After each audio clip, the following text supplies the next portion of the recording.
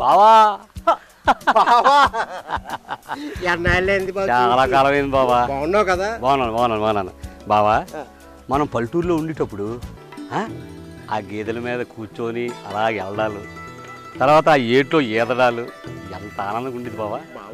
ఆ చెరువులో స్నానం చేసేవాళ్ళం కదా. అవును బావా, చేపలు కూడా పట్టేవాళ్ళు. అలాంటి వాళ్ళవి ఆ పల్లెటూరు వదిలి ఈ టౌన్కి వచ్చేసి ఎంత ఆనందంగా ఉన్నాం బావా. జనాల మీద బతుకుతున్నాం అంటే మ్యాన్ పవర్ సప్లైలో మన ఇద్దరం బతుకుతున్నాం బావా. చాలా ఆనందం బావా. సరే కానీ మరి ఎలా సప్లై చేసావు బావా? ఈసారి ఎక్కువ మంది జనాలు పంపించారు కదా, ఎలా చేసావు? ఏం చేశానంటే బాబా, అమలాపురం నుంచి కొంతమందిని దింపాను బాబా. అమలాపురం, అనకాపల్లి నుంచి కొంతమందిని దింపాను. ఓహో, అన్నవారి నుంచి కూడా కొంతమందిని దింపాను.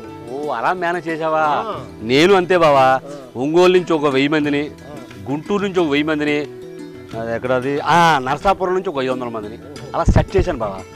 కానీ బాబా మరి మిగతా ఈ సంవత్సరం మాత్రం ఎక్కువ అవసరం అయ్యారు, దగ్గర 50,000.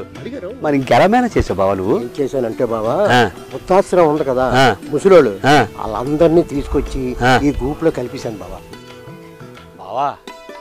అమ్మ బావా నేను కూడా తక్కువ తిన్నాను బావా. నేను కూడా అంద పాఠశాల ఉంది కదా, కళ్ళు లేని వాళ్ళు, వాళ్ళని తీసుకొచ్చి గ్రూపుల్లో చూస్తాను బావా. నువ్వు అడుగుతావేమో వాళ్ళు ఎలాగ నిలబడ్డారని. వాళ్ళు అలా నించోబడితే వెనకాల నుంచి వచ్చి వాళ్ళే తోసుకుని వెళ్ళిపోయేవారు బావా. అంతేకాదు బావా, మళ్ళీ వాళ్ళ నీలవాడు ఫోన్ చేసేవాడు. నీలవాడు ఫోన్ చేస్తే ఆడికి ఒక 5,000 మంది పంపించాలా, ఏం చేయాలని ఆలోచించి వెళ్ళి పసుపులు పంపించాం కదా, వాళ్ళ అంబులెన్స్కి వెళ్తుండగానే వెనకాలకి వెళ్ళి ఒరే అనివ్వండి, దగ్గర ఒక 2,000 మంది వచ్చేవాడు. ఈ 2,000 మందిని ఆ నీలవాళ్ళకి పంపించేవాడు. అవును బావా, వెళ్తుండగానే జనాలు సైడ్ చేసేవాడు బావా. మన బిజినెస్ మాయ బిజినెస్ కదా బావా. మనం చేస్తుంది తప్పేమో బావా. అవును బావా, మనం చేస్తున్న వ్యాపారం తప్పే.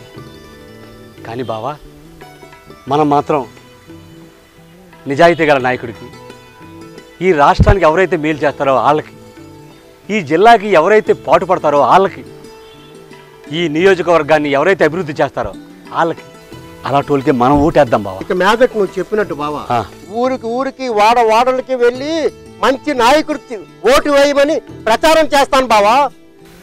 మీరు కూడా సరైన మనిషినే ఎన్నుకోండి, అలాంటి గొప్ప నాయకుడిని ఎంచుకోండి.